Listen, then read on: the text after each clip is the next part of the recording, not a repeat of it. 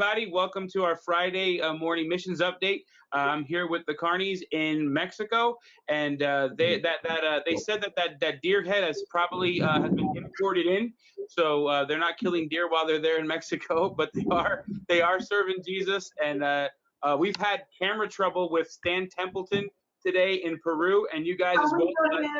Yeah, but we got it working, so we're excited that you're with us. And so to start our interview, I'd like if you guys could share with us your salvation testimonies and then your call to Mexico, please. Carolyn, you start. Okay. Well, I grew up in Mansfield, Ohio, and I'm not in a Christian family, but we lived near a church. So my mom always sent, I had an older sister, and so she sent the two of us to church all the time. And fortunately, it was a very good church. So that's where I was saved, in that church, and at Calvary Bible Church in Mansfield, Ohio. Nice. And then as I grew up, we had a very good pastor who really took an interest in the young people, and he encouraged me to go to Bible college. And so, I kind of wavered some, but then because he encouraged me, I did. And as I went to we went to met at Moody Bible Institute in Chicago many years ago. Tell them about me. And so that's my testimony. My testimony is I was raised in a Methodist family. My grandparents on the one side, my dad's side, were saved, but on my other side, they really weren't. And to make a long story short, my little sister got sick. Best thing that ever happened to the Carney family. They came and she was 3 or 4. They said she had problems with her heart and that she was going to die that night. They took her in from where we lived in Scottsdale, Pennsylvania, to Pittsburgh. And when they got her there, they were able to help her, stabilize her. She was there one day, 6, 16, 26, 36, 56, 66 days, and she got to come home. When she came home, I was about 10 years old. When she came home, we had a fiesta. We don't dance, but we were dancing. We were jumping and yelling and crying. And within very little time, my dad said, every time I get in trouble, I'll always turn to God. This time we turned to him and he answered, I'm going to find out what it takes to please him. So help me God. We went to a revival meeting, and that guy preached salvation by grace through faith plus nothing. And I remember on April 18, 1957, I remember we went to that church and that revival meeting out in Alberton, Pennsylvania. And I remember at the end of the service, my dad and my mom walked forward. And I had heard the gospel several times that week, but I was 10. I was still figuring it all out. And we get into the car, and my dad said, I sit behind him, my brother Bill and Carol, and Berna was in the front seat. And she said, my dad said, tonight your mother and I got saved. And we're going to live for God for the rest of our lives. And he turned over to my mom and said, Ruth, I guess I won't need these. And he wound down the window and threw his cigarettes out. If we'd have done that, he'd have beat the tar out of us, but it was okay for him. And we started to, he went to his pastor in the Methodist church. He was a helper. And he said, I got saved. I'm born again. And the pastor said, what? And he said, Pastor, if you don't know what it means to be saved or born again, I'll have to leave this church right away because I want my whole family and everybody I know to be saved. The next Sunday, we went to another church, the Baptist church across town. To make a long story short, that was our salvation. That's the background. Then as a young man, God calls my dad to be a pastor. And when I was 16, I said, if I could ever do anything, I'd like to be what my dad is. I'd like to be able to preach the gospel. And since that day at 16, looking out that window, I knew that I was called to preach. And then I went off to Moody Bible Institute. And even before then, I thought, well, I would really think it would be neat if I could go.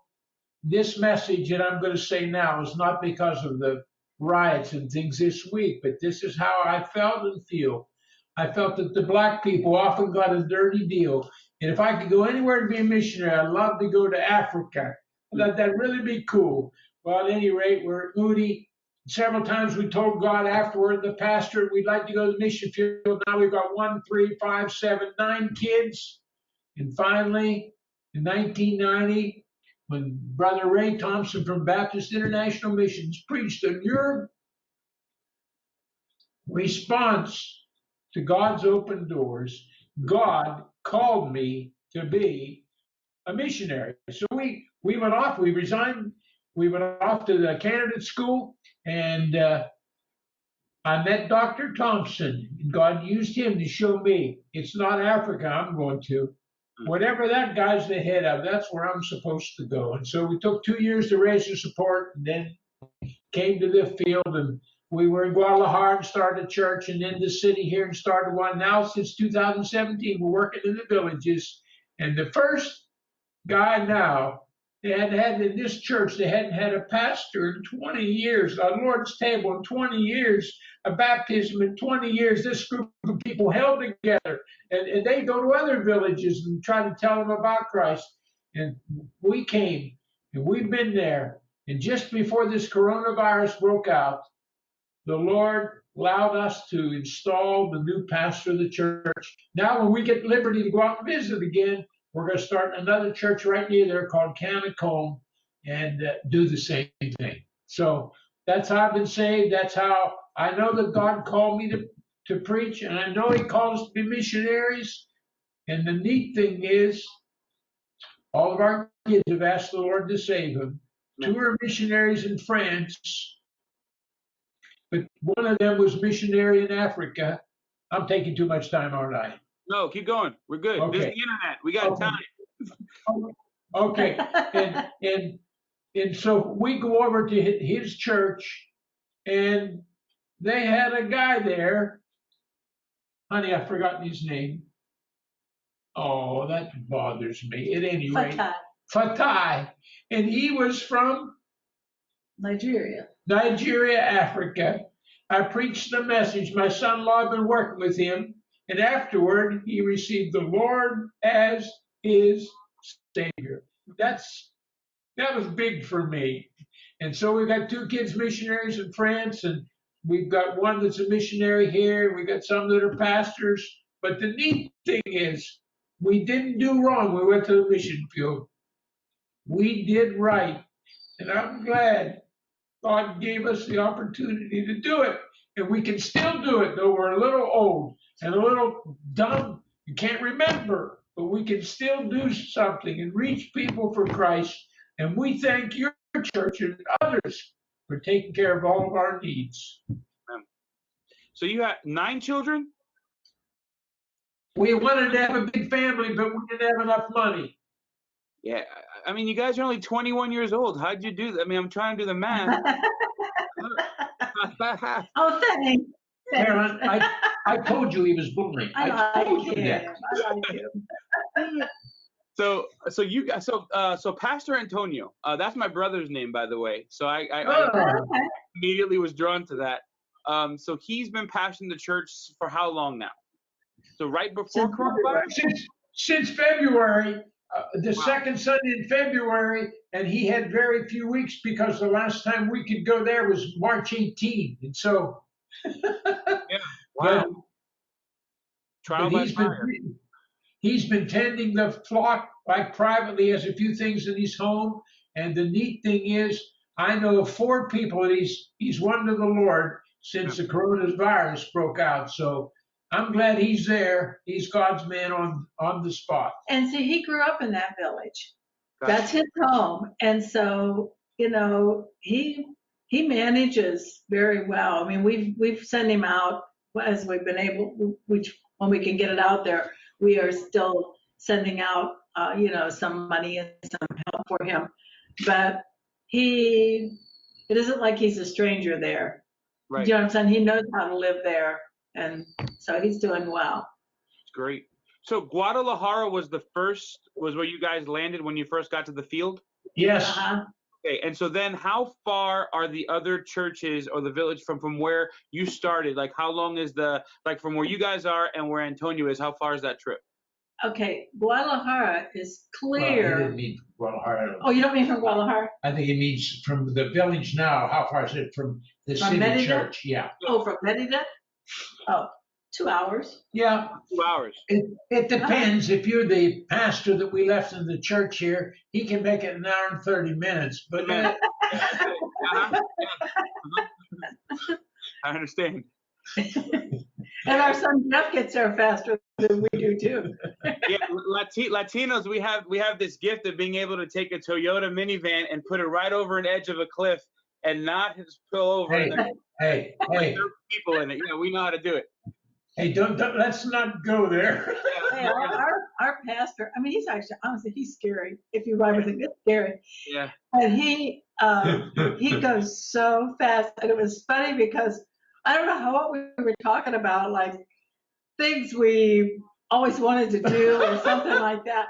Yeah. He wanted to be a race car driver. Oh, no. He would have been a winner, buddy. Oh, He'd have been a winner. Wow. So you said so now that Antonio's installed, what's the next village? What's the name of the village again? It's called Canacombe. We're 99% sure, though we were going to do some more checking it out. The guy I work with, Luis Balam, he's actually the leader of our team. Okay. He won an older couple to the Lord there, and he felt burdened. And I said, you know what? I'm going to go with you on this one. There are some Other villages. there are some other. What do I want to say? Charismatic, maybe some kind of churches there, but it's real close. Like it's 15, 20 minutes from where we are now. And he says when we first start out, he said we can bring the people that get saved, bring them over to the church in Tatsibichen. That'll encourage them. And the people in Tatsibichen said, we'll go over there and help you visit. We'd love to do that. So we believe that's going to be the winner. Canacombe is its name. Yeah, that's great because now you have the other church helping to plant the new church, which is the way it should be, which is awesome. That's great. That's awesome. Can I tell you something about a man in the church? He's one of the older ones. His name is Madaleno. He's the father of Antonio. They have 10 children. Antonio, no, I mean, not Antonio, but his father. Madaleno and so Isabel. Madaleno and his wife, they were the ones that were holding it together. He would go and witness to people. He would take his kids and they would walk 18 kilometers. That's what he said. I can't believe that. They'd walk 18 kilometers and they would witness and they would tell the people about Christ because he's a campesino, etc. And when it would get dark, they'd walk. They'd just put kids and they'd sleep in the weeds, and then they'd walk the rest of the way home. And the thing is, he's just really a blessing. He's really got a burden for people. And you know what's neat about it? He can't read one word. Or write one word. But I want to tell you something. He's got a heart for people. But you know what? He goes, I mean, in church, he knows the songs. He sings all the songs, But when he goes and talks with people, it's all, he's got the verses. He's got it all. And from being a Christian and being in church all those years, And then Pastor Bishani Kesh. Bishan Kesh, what's that? Bishani Kesh. What does that mean? It's Mayan. It's Mayan.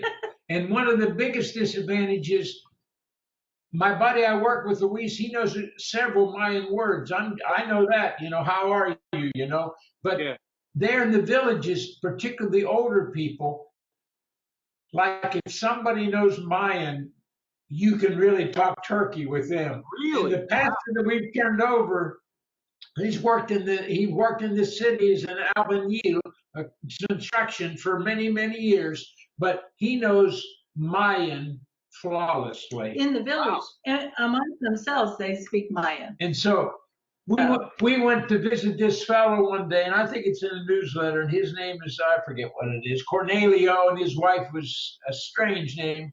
And I could see that we got the open door, and he said, I'm interested in this. I said, well, I'll come back. So I came back with the pastor Antonio. And Antonio, this is before he actually was installed as a pastor, a month before, Antonio begins to speak to him in Mayan. Wow. And I mean, I could tell every once in a while, one of those Mayan words sounds like Spanish. So I was following some, and he would say the scripture verses that's always in Spanish. I understood some.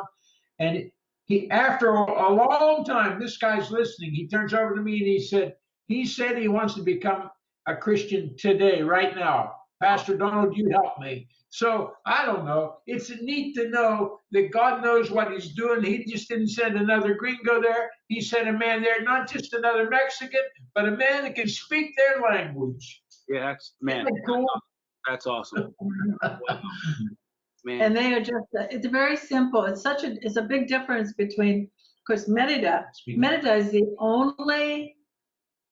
it's the largest city in the Yucatan Peninsula. It is really the only really big city at all. But everything else, once you leave the city, there are a few little towns that might have like 30, 40,000 people. But then you have like 2,500, 3,000 of these little villages all over the Yucatan Peninsula. And it's just totally, totally different. It is more backward. Like in our village, they have electricity and water, but they don't have what was I gonna say? They don't have. Well, they don't have here. I know what it is. They don't have, like, they cook over a wood fire.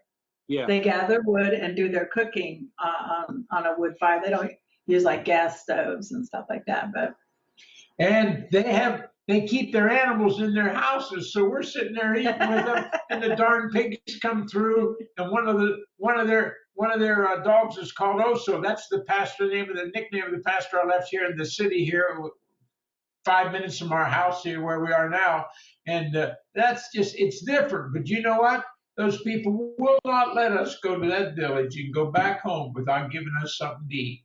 Well, yep. And so one day I told my buddy, I said, I don't want to complain. I told Luis, I said, I don't want to complain, but I said, I've had problems with cholesterol, and some of the stuff they gave us, I mean, you needed a straw for the drinks. And that's not a joke. They love it. And he said, I'll tell him. I said, please don't tell him. I said, I'll just eat small parts. He said, I'll take care of it. Yeah. He went to them when I wasn't around and told them about it. And so now when they give food out, they always give me mine that doesn't have grease on it. Wow. Yeah. Wow. Yeah. That hospitality, I'm telling you, you got to get to people who you get the most servant attitude from people who don't have much, Exactly. They're not ruined by having stuff. And especially that means a lot, especially with the generation like the millennials and younger who grew up in cities with everything. They think they deserve everything. And so when you want to talk to them about the gospel, they don't even understand the fact that they need a savior. That mom and dad have told them that they've made mistakes, but they're fine, instead of realizing that we've all sinned before God. And, it takes someone who doesn't have a lot to be humble to understand that they need a savior. So, it's the work in the villages. Some people overlook those things because you know how, especially in candidate school, like I remember when I was planting churches in New York City, it was always about, start chief city and then go to the, and then it's like, but sometimes the chief city is so backwards, it's going to take you 20 years. But if you go to the village, you can see a low hanging fruit right there because they get it. They don't have all the trappings of the city. And so, we need to remember, same thing's true in America. Sometimes we fly over states. We forget everybody in the middle, and we want to go to the city, not realize there's so many people who don't have much, but realize they need so much, and it's a great ministry to have. Well, guys, thank you so much for this time. It's a pleasure to talk to you guys.